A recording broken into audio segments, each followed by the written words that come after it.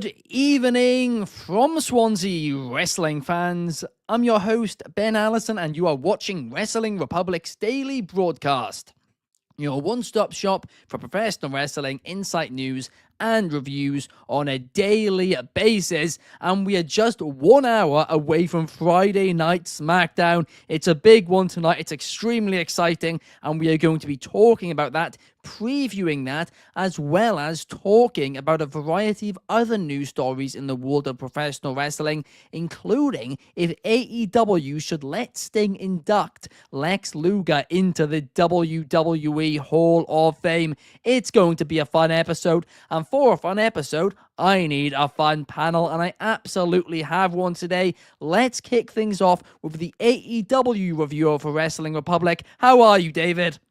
Hello, everybody. Very, very excited to be here today to talk about a various array of topics. And yes, so we're going to be talking, obviously, Sting. We got Wyatt 6. We got a weekend preview. I have some very fascinating matches from around the world of wrestling that I would like to recommend. And so, yeah, very, very excited. Let's get straight into it. Absolutely. We got Fernando in the chat already. Happy Friday to you as well, Fernando. And also joining us today, we have Soul. How are you today, Soul? Ciao, guten tag, all of them fine greetings of the world, because not only has WWE been on a world tour just going around and we get early wrestling, which is beautiful for myself. I love a good early start time. But we have a load of topics here, a lot of interesting topics. Some that'll make some people happy, some that'll make people sad, some that'll make people confused. But nonetheless, boys, we have a very interesting list of topics. So I think, Mr. Allison, take us away. Absolutely. I mean, honestly, so many people, even in America, are actually being quite happy now about these earlier start times. I mean, it's definitely not something they'll do in the United States because nobody will be able to attend the shows because of work. But a lot of people are loving it, so I hope they do come to Europe very often indeed. Let's kick things off, though, by talking about this AEW situation, right? Because there's a few rumors, there's a few bits of speculation going around that Lex Luger perhaps, maybe, wants Sting to induct him into the WWE Hall of Fame.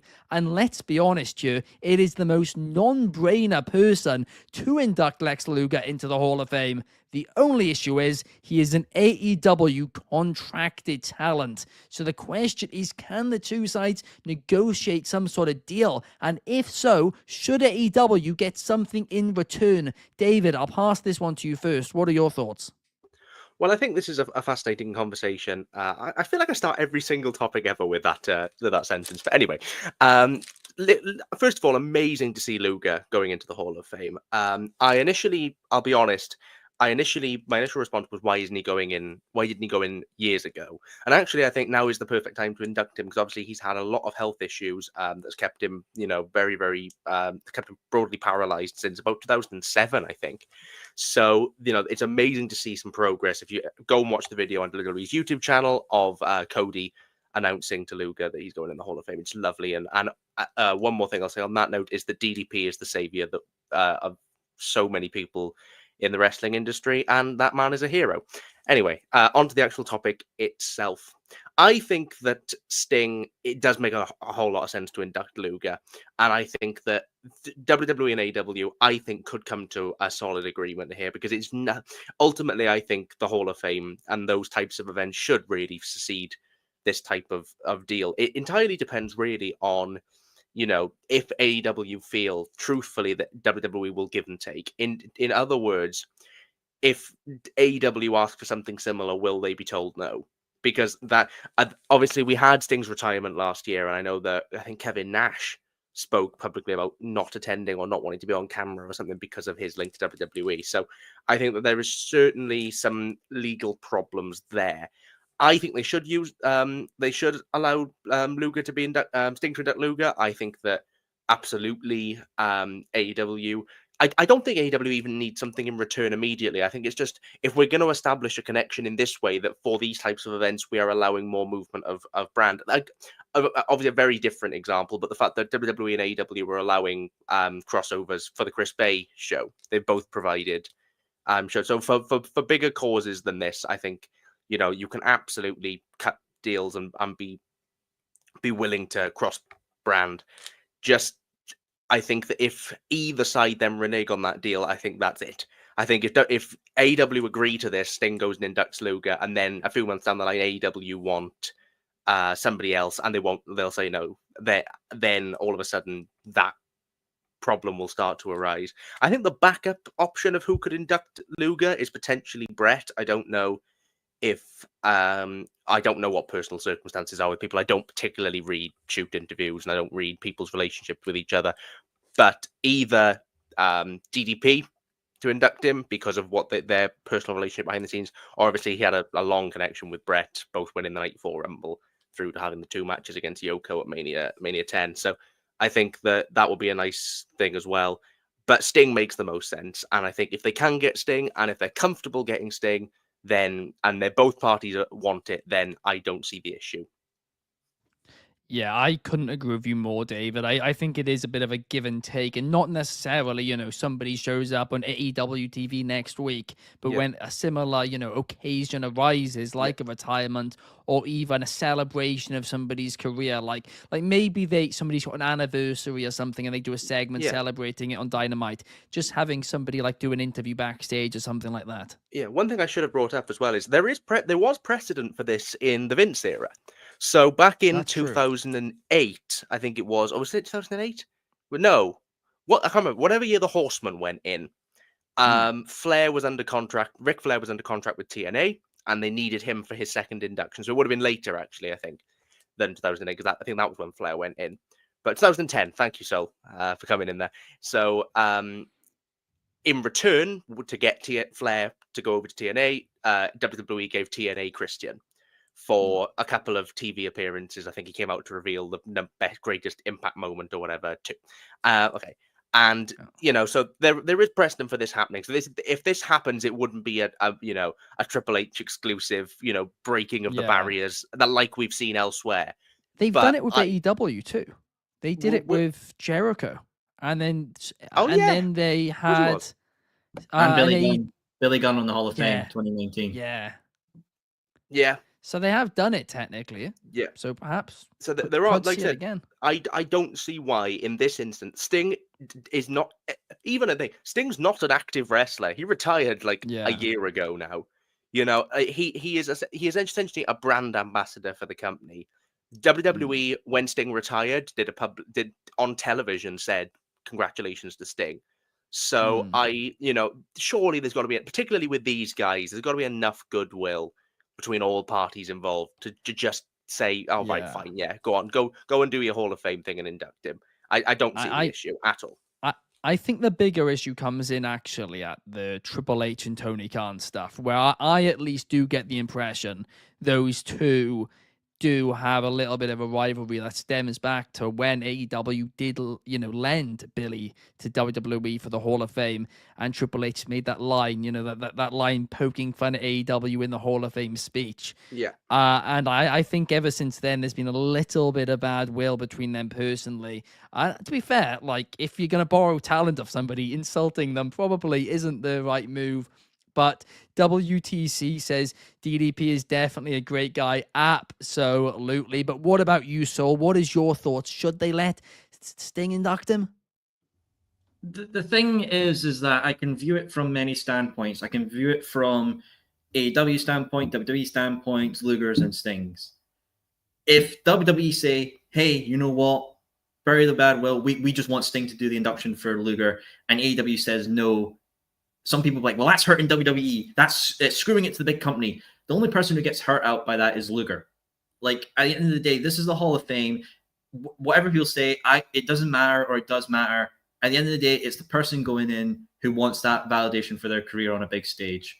The likes of Vader wanted it when they were alive. I'm sure many others like Yokozuna and all of these people, even DDP and Jake the Snake Roberts and Scott Hall, you saw how much it meant to those.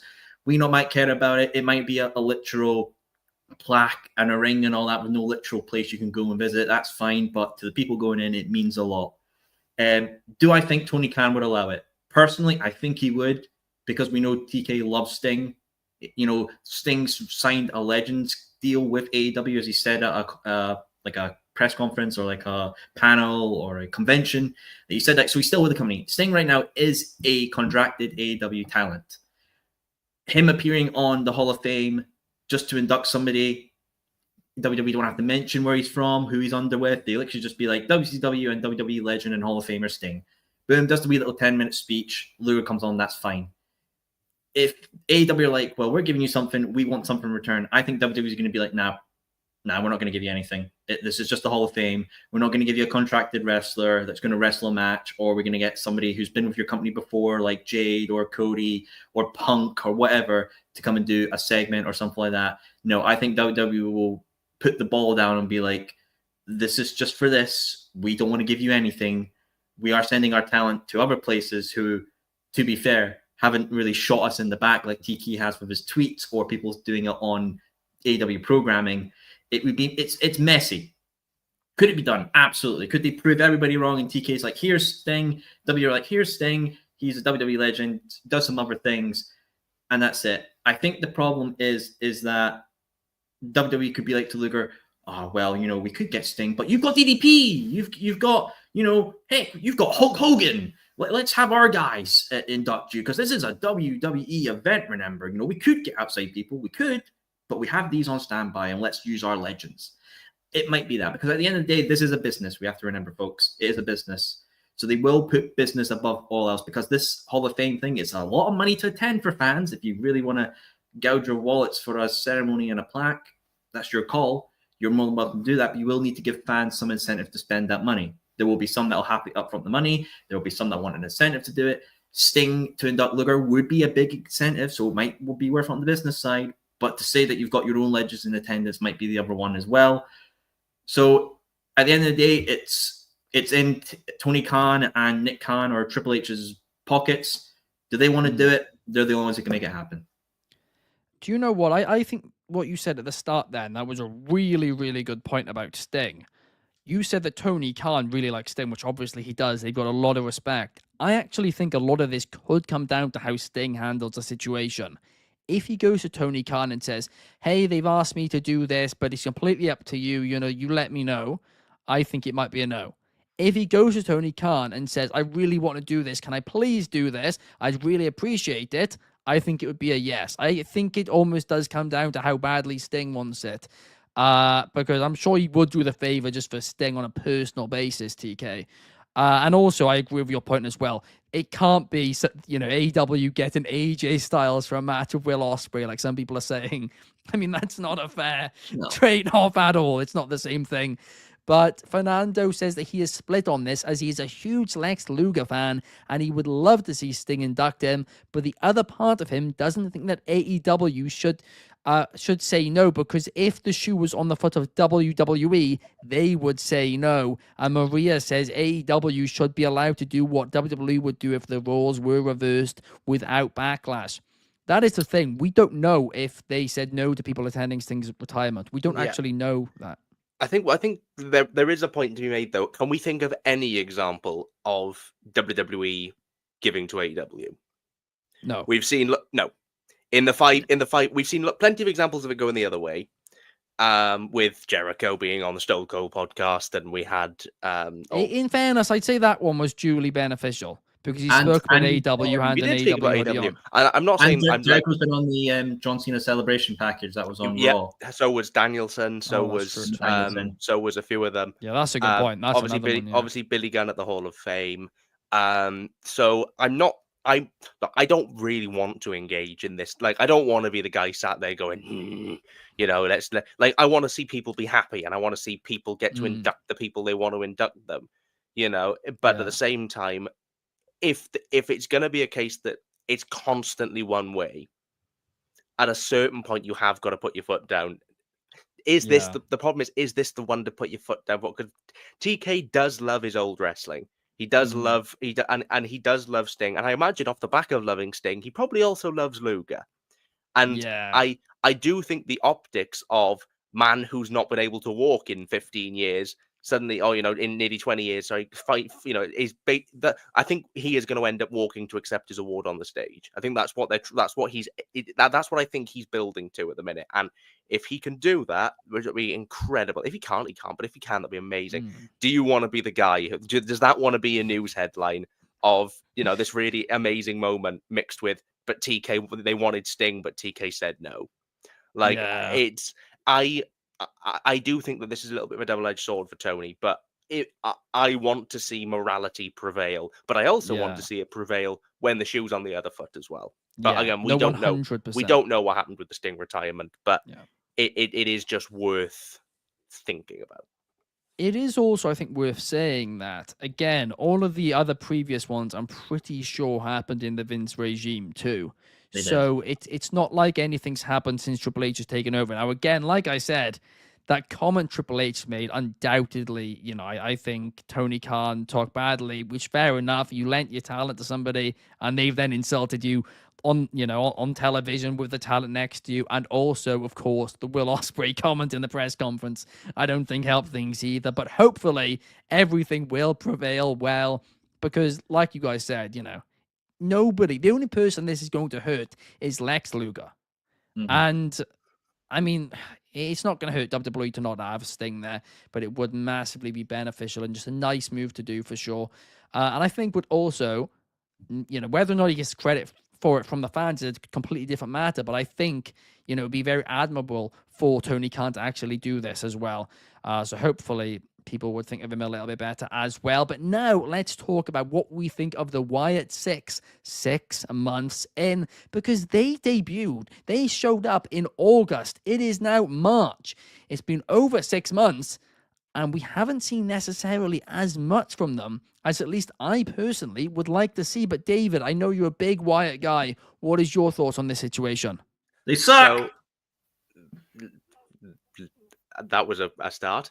Okay, Wyatt 6. I'm going to ignore Souls and thumbs down and heckling from the lobby, and I'm going to just focus myself. So, background, I say this at the start of every Wyatt piece, but it is worth repeating because it does massively change how I view this stuff.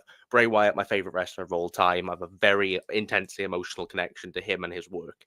So, and I was ecstatic when the Wyatt 6 came in, and they haven't done a ton. They haven't. They came in, they did the stuff with American Made.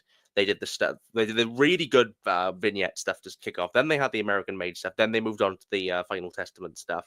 And then they've disappeared. Now, from the way that from the fact teasers are continuing with Alexa on TV, and we're still getting the flickers and we're still getting bits and pieces over the last month or so, it leads me to believe that Triple H hasn't just forgotten about them. And so I do think that there is something keeping people off TV. There is speculation that there is an injury of some kind, and I do believe that to be true. So I don't know what nature that is. Could be personal, could be health, could be anything. But whatever reason is, hope whatever's happened, they're okay. That I think has really kind of tarnished a lot of the last few months and the way we've thought about them, because they have not been there all year, and so that has really hurt thing. I am somebody that just really is happy to see Wyatt-esque content on my television. So I was willing to go for a long time with the slow build, not a lot happening, but just getting sort of not pushing the envelope too far, just sort of building it slowly with the American Made stuff. We got into the Final Testament stuff. I thought it started well. And then over the last couple of weeks before they disappeared off TV, I started to see warning signs come in. They lost their match. Then they had a random, I think it was Rowan versus The Miz match. And I was looking at it going, the wheels are starting to come off the cart a little bit here. Let's try and keep it focused. And then they disappeared. So not the greatest final signs from them. And I don't think it's been a 6 months that's by any means set the world on fire. But for me personally, and bear in mind, this is entirely a personal thing. If they're on TV and they're just there and doing Wyatt-y things and cutting Wyatt promos, nothing so far that the Wyatts have done has had the level of has that had the lack of cohesion that some of Bray's worst stuff did. Like when Bray came back in Extreme Rules, I really didn't like a lot of his brief run because it didn't make any sense. The promos week to week didn't add up. The stuff as good and as charismatic as he always was, it just wasn't landing. And then you had Pitch Black, which I thought was terrible. This, at least I can see, is sensible, and I think they do know what they're doing. It's not a lack of competency, But I do think that something big is needed when they eventually come back. And I think after the last time with Bray coming back, having a few months and then disappearing for a good chunk, it feels like to an extent that a similar thing has happened again. I'm hoping for far less, difficult reasons and far more tragic reasons. I'm hoping this is just a small injury and they're just keeping them all off TV so they can bring them all back together. But it has stunted their momentum. It absolutely has. And I think that they need to when they do come back, there needs to be something big to supercharge it again so that people don't go off the boil on them. I think a lot of people already have gone off the boil on them. I'm still just happy to see them there. I'm kind of happy for a Wyatt tribute. But I do think that we need to start seeing progression now when they come back. I do agree with you. And one thing which I don't think we are going to get, but I undoubtedly love and could be that big thing that you're talking about, is a Wyatt 6 feud against a heel John Cena. I mean, the amount of old stuff they can talk about there too, and how Bray was always right. That could be fascinating. Yeah, I wouldn't keep it I wouldn't make it a long term, because one with Wyatt feuds have a tendency and it hasn't changed with the Wyatt 6, to suck people in for a long time. Yeah. And as much as the best bits are incredible, why he's my favorite wrestler ever, there's some of those stuff was remarkable stuff. They do have a tendency to just drag people in for a long time, because that's kind of the nature of cinematic gimmicks. Yeah. I would honestly have one or two segments with Bo. And I'd actually use Bo as a way to start to flip Cena back to face again. Sort of staring him, yeah, I'd like that. Later down the line, staring himself back in the mirror, for all, Bray was, like I said, Bray was right. I believed in you. Bray was right. And that disappointment of you turned your back on everybody. And you've proved everybody that was ever, that ever doubted you entirely right. And that is what begins to supercharge it back the other way. I think that's a really nice story, but what I wouldn't do, I also wouldn't make it the catalyst either. I think Cena needs to kind of come back with several different cuts, and I think that is one way to do it. And I certainly don't think, For All Soul thinks they suck, and you know what? I can't entirely disagree that they have, like, it's not gone very far.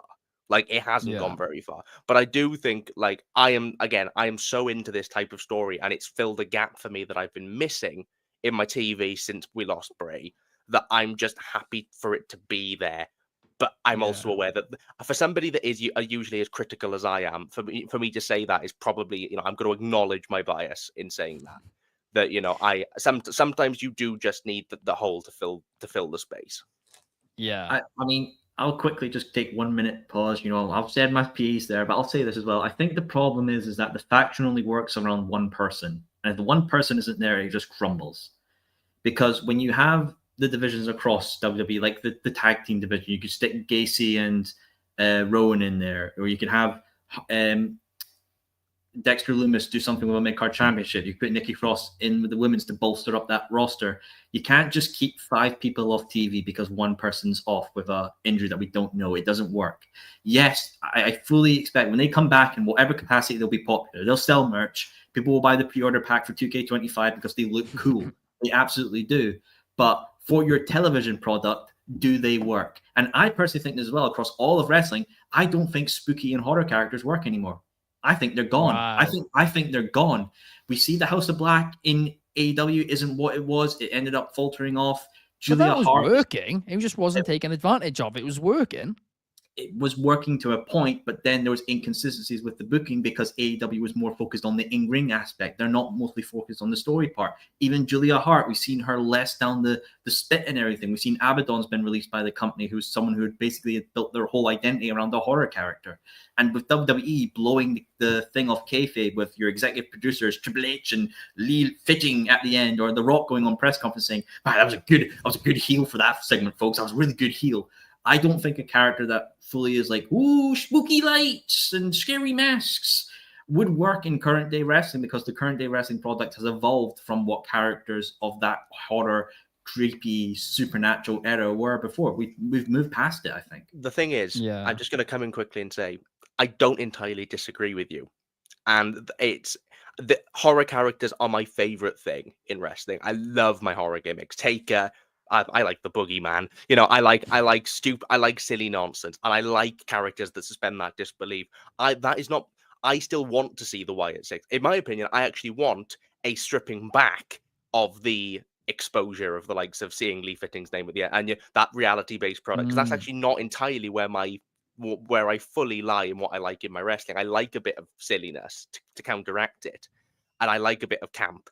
I want stuff like the Wyatt Six to have their place, but I think they did a really good job with it of not overdoing the horror early on. But I think now I agree, there's a lot more they could have done while whatever's happening's happening. Because surely all 5 of them can't have problems that they could have, that whatever's happening, No, I agree on both of you. unless they've all decided as a pact to stay off TV, it has stunted them. And I think it remains to be seen. But I am somebody actively fighting what Soul is saying, because I think that he has got a point. I think there's a gap in the market. It's just I don't think Tony Khan nor Triple H are I don't think they necessarily are fans of that gap in the market. No. So perhaps that's something for somebody else to take advantage of. But what I am also excited to see is the Wrestling Republic Trivia Knockout Tournament, otherwise known as the King and Queen of the Quiz, that we are starting this Sunday here at Wrestling Republic. In the first round, Soul will be in action as he takes on Clark this Sunday. It will be 8 p.m. UK, 4 p.m. Eastern Time in America, and 1 p.m. Pacific Time in America. And it's going to be really entertaining. Hopefully you guys will be enjoying it. And yes, completely free here on YouTube, same time as the daily broadcast. Sunday Fun Day will be doing one matchup a week. David is in round 2 going against Chaos. It's going to be extremely, extremely fun. So I hope you guys do join us. You guys hyped? I hope those final isn't me and Kobe again, because that went on for too long. Oh, Soul. Oh, Soul. You naive man. You naive man. You've got a semi-final first. Even if you get past Clark, the ultimate underdog, who said all he wants to say, that you've unfortunately. All right, David. That's fine. I can't wait for my semi-final round against Chaos. I think that'll be fun. It'll be entertaining. You can sit in the back line, Sunshine. Bring it on. Do you guys know who I think is a sleeper pick to win this? And I've already said it. He is my pick to win who I think is going to win, and that's Drizzy. I think Drizzy's because his knowledge is so scattered. You know what? He might. Drizzy has incredible knowledge. So does Chaos. Do you know who beat both of them? You. Me. Do you know who beat the guy above me? You. Me. Bring it on. Do you know who beat Kobe? Me. Bring it on. Actually. Wait, Soul didn't win, actually, did he? Or did you? No, you screwed me on questions, you son of a... Oh, yeah, that's true. By the way, we do have penalties shootout questions ready this time. They are done and they are ready. We are prepared if one does go to a draw. But talking about being prepared for things, Saraya is prepared for her retirement. She spoke with Sports Illustrated in the last couple of days and said that she knows her time in the ring is coming to an end and she plans to retire very soon, and she wants to put over as many people as possible. Soul, I want to get your thoughts on all of this. I truly believe Saraya is one of the most important female wrestlers in the last 15 years. When she came into WWE and NXT, she was somebody that didn't fit the mold. She wasn't, blonde. She wasn't tall. She wasn't someone that looked like a Barbie doll. She looked like the renegade type, like a Paramore type. Somebody who really didn't fit the mold. Came in, NXT Women's Champion, Divas Champion, first night and first match on the main roster. She was popular. There's a reason why Saraya has the movie Fighting for My Family. Honestly, it's probably the best film WWE's ever produced from their WWE studios. It's still on Netflix. It's still shared around on TV sometimes because it's a popular film. It has big stars like Florence Pugh, who's in the MCU. You have The Rock in there. You have Stephen Merchant, who's very popular in the UK, who did the directing. Nick Frost as well. Lena Henning, who does Game of Thrones in it. So it has a big star roster and big star cast in that movie. She is important. And she had time taken away of her out of freakish injuries. She has scoliosis with the bending of the spine. I don't know if she's had surgery to fix that. Obviously, the main injury that took her out for the longest time, fixing her in the GM role until she was able to get back into the ring with AEW. It's a whole caveat in itself. And she's also somebody who's been through the worst. She's been through a lot of shit. like the personal stuff, the drugs, relationships. She has gone through so much that some people will never experience in a lifetime. And she's just like 32. She has gone through so much. The fact that she was able to come back to AEW, get to wrestle on their pay-per-views, get to win the AEW Women's Championship in Wembley, having Queen being played as her entrance in front of the legendary Knight family. What you think of them, you think of them. They're integral to the UK scene, WAW. They've got amazing talents like the Ricky Knight Jr., who's killing it in Progress and Rev Pro. They have their place, and she has her place within women's wrestling as well. She wants to retire, absolutely go for it. If this is the final time, let her do what she wants. She did the Outcast. It wasn't a great faction, wholeheartedly there. But Ruby Soho, she's now off being a mum, and she basically was the catalyst for Timeless Toni Storm. You look at Timeless Toni Storm's career, it has to go back to her time with the Outcasts. That's the starting point. She has left her point there. Even Harley Cameron, someone who's like one of the most popular, multi-talented women on that roster now, really got her start from QTV to then being with this new version of the Outcast with Saraya and Roy Knight. And she's integral. She's one of the most important women within our scene.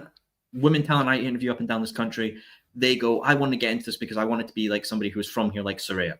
You know, she's important. If you think she's a terrible wrestler, cool. You think she's done mistakes, okay, fine. But she's able to retire in her own way. She's a benefit to the company because she's done stuff. She's saying, I'm willing to put over people on the way out. I don't need to win the championships again or whatever. That's somebody you want on your roster. You want somebody that says, I'm cool taking pins and elevating talent. Let her do the role that she wants to do. And when she retires, thank you for what you've done for wrestling. Yeah, I do completely agree with you, Soul. I think she gets way too much hate. To your point, she's somebody who's happy to put other talents over. She was so important with the women's revolution and then evolution as well. I think she just gets way, way too much hate. A lot of it's unnecessary. She's made mistakes in her past. There's no denying that, right? But she's owned up to them. And I do think she does deserve to go out the way she, should. And I also do think wrestling fans need to show her a little bit more respect for the stuff she's done in the past. Because to your point, Soul, she's inspired a lot. Exactly. But the problem is wrestling fans are the lowest common denominator. They're scum, intelligent douches because they always like to focus on someone's negative of their life. They think the negative of somebody's life caters to what they do now and then. You know, people going on Saraya for her previous partner of Ronnie Drummond, who's in the Falling Reverse band, who's somebody who's had bad opinions or whatever. Look, you can't control somebody's life. If they have somebody they love and would be nice to let them be within it. They're no longer together, so she probably won't have that song Zombified as her theme when she returns in AEW. She's doing her book. She is an inspiration to a lot of people. She's somebody who's gone and above all the things that have put her down and rised above it and still continues with her life. She has a loving family. She's important to the UK scene. She's important to women's wrestling. She's made more of an impact than some fans on a little dingy platform will ever do. She's done her part and she's left her mark. Absolutely. And before we move on, I'll quickly read out the comments. David Mard says, Saraya is a top gal. Fernando says, I'm a huge fan of Saraya and wish her the best after wrestling. And Maria says that they would like to see Saraya versus Mercedes. That is what I want to see because there was a story to tell there. Sasha Banks, Mercedes Moné took years, obviously accents happen in wrestling, but took years off the career of Saraya, right? So to tell that story, I think that'd be a fantastic story to tell, and I would love to see that story play out on television. But let's talk about what's happening on television tonight, because in just 24 minutes from now, apart from in the United States, you guys will have to wait a few more hours, we have quite a few things happening. We have Roman Reigns, Seth Rollins, and CM Punk meeting in the ring. We have Jade Cargill versus Liv Morgan. Braun Strowman versus Jacob Fatu. Yes, please, I'll have a slice of that, and I will take second. And Zelina Vega versus Pippa Niven of the Green Regime. Really excited for SmackDown tonight. Of course, it takes place in Italy as well, so the crowd will be on fire. But a lot's happening over in All Elite Wrestling this weekend as well, because we have two editions of Collision, one on a Saturday, one on a Sunday. On the Saturday one, we have a TNT Championship match between Daniel Garcia and Adam Cole. That's a big one. We have a Max Caster Open Challenge. We have Julia Hart versus Aminata. I'm looking forward to that. And Konosuke Takeshita and the Murder Machines versus Rocky Romero, Powerhouse Hobbs, and Mark Briscoe. But on Sunday, we have the Death Riders versus Top Flight and AR Fox in a World Trios match. Bandido versus Johnny TV, Harley Cameron in action, and Commander and Hologram versus Drolistico and the Beast Mortis. Should be a couple of fun shows. David, I know you got some more you want to add. So what are you looking forward to this weekend? So I'm going to do a sort of a lightning run through what else is happening this week. Not as stacked as last week, but some great stuff here. I will just bring my microphone back because I forgot to bring it back in front of my face. I have a very SmackDown is an interesting card this week, obviously coming from Italy, and I'm very excited for the 2 episodes of Collision. But elsewhere in the wrestling world this week, we have some big stuff happening in Mexico. If we go over to CMLL, currently the better of the 2 companies by light years. We have some really interesting matches this weekend at a show. I believe it's today, actually. We have the CMLL Women's Tag Team Title Tournament Final, which has 2 AEW stars in it, Lady Frost and Taya Valkyrie, against Las Chicas Indomable. Also, look out for Hologram and Commander, and 2 or more AEW stars teaming up against El Sky team of Mascara Dorada and Mystico, 2 of the best in Mexico against Commander and Hologram there. Loads of great stuff on that card. On the other side, we have AAA, have Rey Reyes 2025. Okay. We have Alberto El Patron versus El Hijo del Vikingo. Fresh off Patron being banned by Tijuana Sports Authority for 6 months for throwing a chair at somebody in the audience. I've never wanted Vikingo to win a match more. Let's look at what else is happening. We have some interesting stuff happening in Japan this week. We have Stardom with Hanan and Saya Ida against Mai Iwatani and Momokogo for the tag titles. That'll be a really, really good match. Watch out for that one. Noah have a big show this weekend. Noah's Star Navigation Premium, which is main evented by Ozawa, who's having quite a fun world title reign, against Masaki Miya. This is Masaki Miya's 8th attempt to win the world championship, and he never has. Kitamiya is what I would call the Noah's version of Tomohiro Ishii. That match should be fantastic. There will also be a 4-man tournament for the GHC National Championship, which was also won by Ozawa, and Ozawa has stamped on it and disowned it, so there is a 4-man tournament to crown the new champ. Over in America, we have NWA Hard Times 5. Not a lot here that is particularly stand out in terms of names, but always nice to see people like Max the Impaler, Natalie Amakova against Kylie Page for the Women's World Championship #1 contenders. Should be quite a solid match there. Just some other stuff happening. We have Kevin Blackwood against Trevor Lee, the former Cameron Grimes, over at West Coast Pro. We also have one of my favorite wrestlers, Zara Zaka, facing Johnny Robbie for the women's title over there. And then we also have Wrestling Revolver, who have a really interesting looking show with Gringo Loco versus Moose, which will be excellent. And look out for Myron Reed, Steve Macklin main event there for the Revolver title. It's been a really, really good show, a really good series of shows across the weekend. Just some fantastic cards, top to bottom. And on top of that, we have 2 great episodes of Collision and what should hopefully be a really fun episode of SmackDown. So lots to look forward to. Absolutely. And just in case for some reason you're watching this and you're not a wrestling fan, or you're just fed up of wrestling, there's also March Madness on as well. But that is just an absolutely ridiculous lineup. So much on. Soul, what are you looking forward to the most? I think David needs to repeat it all because I couldn't understand all of it. I was like, that's too much for me, man. Too much for me. Main things I'm excited for is mostly from Collision is just to see Hologram and Commander in a tag team because I think they're really, really killing it. I would love to see them do that more. I think Hologram has been one of the best projects within AEW with his presentation and just overall charm. I think is really fun. Also, Adam Cole and Garcia for the TNT Championship. Obviously, everyone's barred from ringside in this match. I think Garcia should retain. I don't want him to drop the belt just yet. I like him building up as another workhorse belt. Obviously, we've got the international as well, but we still have that for a wee while. Obviously, with Dynasty being the real first defense, as we know at this moment.